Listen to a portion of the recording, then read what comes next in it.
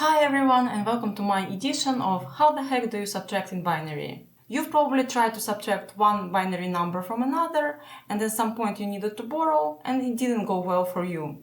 Let's solve this binary problem to see what I mean. I've added two leading zeros to the number below. They don't change the value of the number in any way. I've added them for convenience so that we have 4 digits at the top and 4 digits below.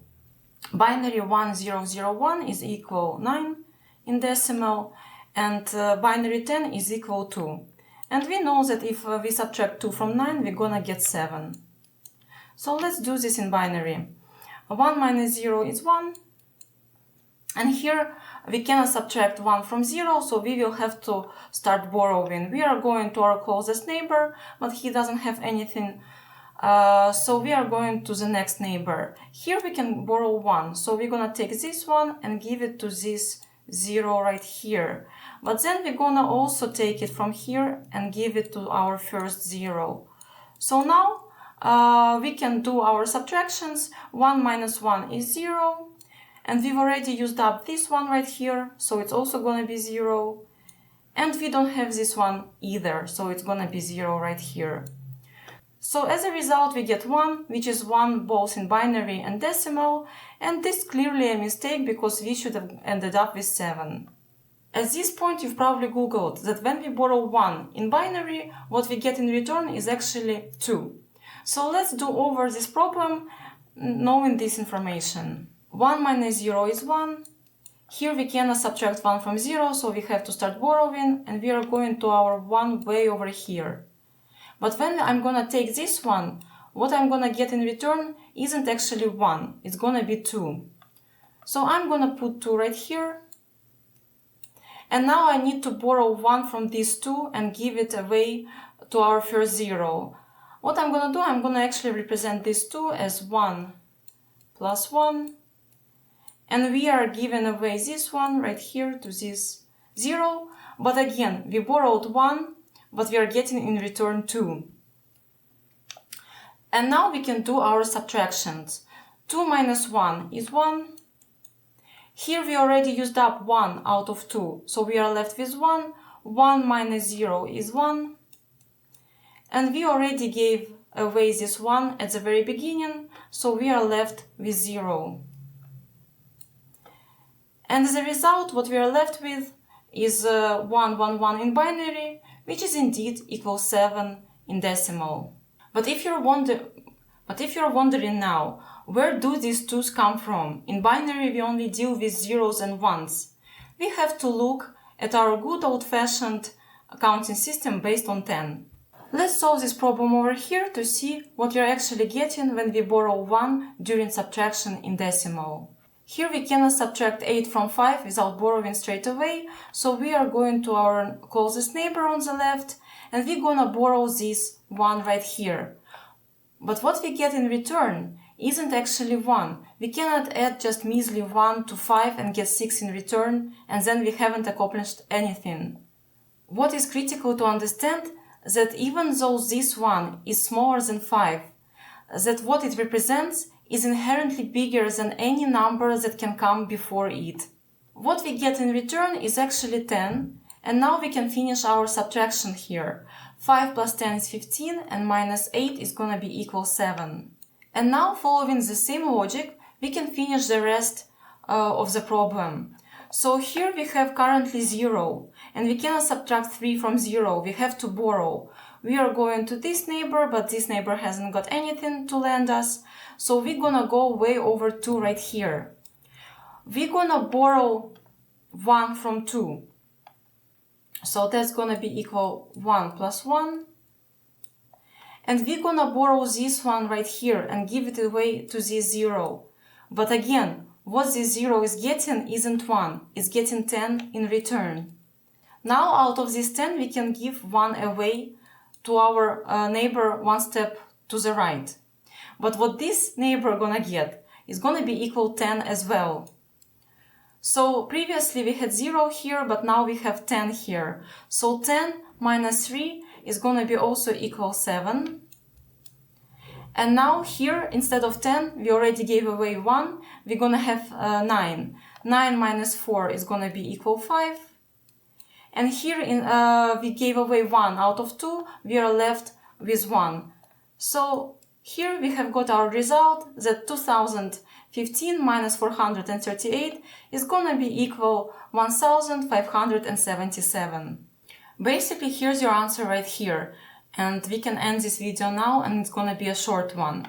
When we borrow 1 from the neighbor 1 step to the left, what is the neighbor on the right getting?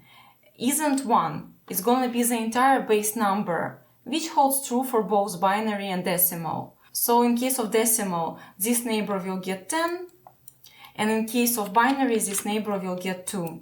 It works this way because in case of decimal, 10 is 10 times bigger than 1, and 100 is 10 times bigger than 10, and 1000 is 10 times bigger than 100. And you can see here that each one further to the left carries significantly more value, 10 times more than the previous one. And it works exactly the same way in binary, with the exception that each one further to the left carries twice as much value as the previous one. So 10 is 2 times higher than 1, and 100 is 2 times higher than 10, and 1000 is 2 times higher than 100. And if we convert these numbers into decimal, we can easily see that it's true, because 2 is 2 times higher than 1, and 4 is 2 times higher than 2, and 8 is 2 times higher than 4. I hope this helped you to understand why we get 2 when we borrow 1 during subtraction in binary. But if you're not convinced just yet, I have one more trick up my sleeve to help you see what's going on here. But this time around, we're not gonna subtract anything from anywhere. This time, we're actually gonna fill the numbers up to see what they're made of. Both in decimal and binary, rightmost digit carries the least value. No matter which number I put here, be it 1 or 5 or 9, it will carry less value than 1 to its left. And you can see it right here. It says 10 to the power of 0, which basically means that no matter which number we put here, it's still not gonna be enough to fill the entire base. I'm gonna draw a box right here. And let's imagine that this is our base number. In case of decimal, this is 10. Let's say I have 3 right here. What it means that I fill this box approximately 1/3 of the way. So this is filled right now. Let's say I want to add 2 more. So I have 5 here.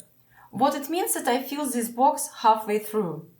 If I have 9 here, it means that I've almost filled this box entirely. But I'm still short of having the entire base. If I want to have one full set of 10 objects, of 10 apples, of 10 kilometers, I need to add 1 more to 9. So now what happens? We put 1 right here to signify that we have 1 full base. And now we have to empty out this placeholder, because we have only 1 full base. We haven't got any objects, any apples, any kilometers to fill up the second base, so it becomes 0. Now let's go over to the binary and see how we can fill the base of 2. Here's our base 2, and the thing is that our base in decimal can hold 10 objects, but our base in binary can hold only 2 objects, only 2 kilometers. So basically, when I put number 1 right here, what it means that I've already filled the base halfway through. Now, to fill it up completely, I have to add 1 more to our 1 right here. And then it fills this base completely. And now I do exactly the same thing that I just did in decimal. I put number 1 right here to signify that I have 1 complete base. And I have to empty out the base right here because we don't have anything left to fill this up. It's an empty base right here. Let's go over to decimal once again, and let's say you have number 90 right here. What it means that you have 9 full sets of 10. 1, 2, 3, 4, 5, 6, 7, 8, 9. Now you want to subtract 8 from 90.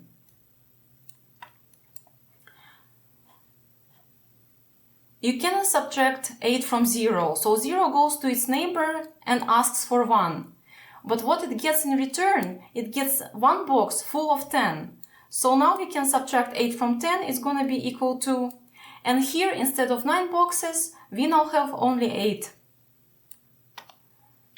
The same thing happens in binary. Let's say we have binary 10 and we want to subtract 1 from it.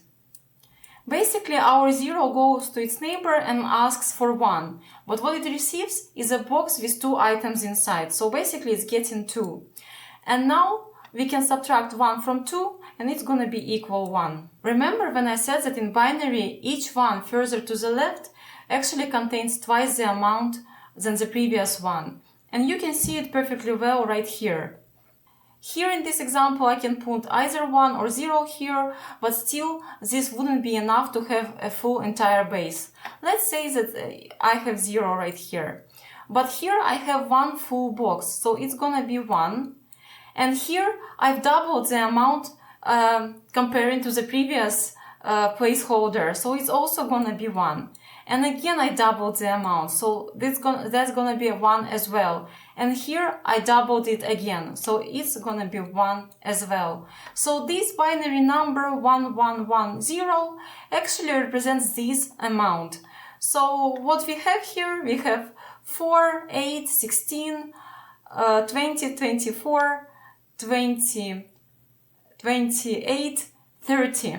This is 30 in decimal. And for the final demonstration, I have two binary numbers here. 10010 is 18 in decimal, and 1101 is 13. Let's subtract 13 from 18 using these visual cues to see what's going on behind the scenes.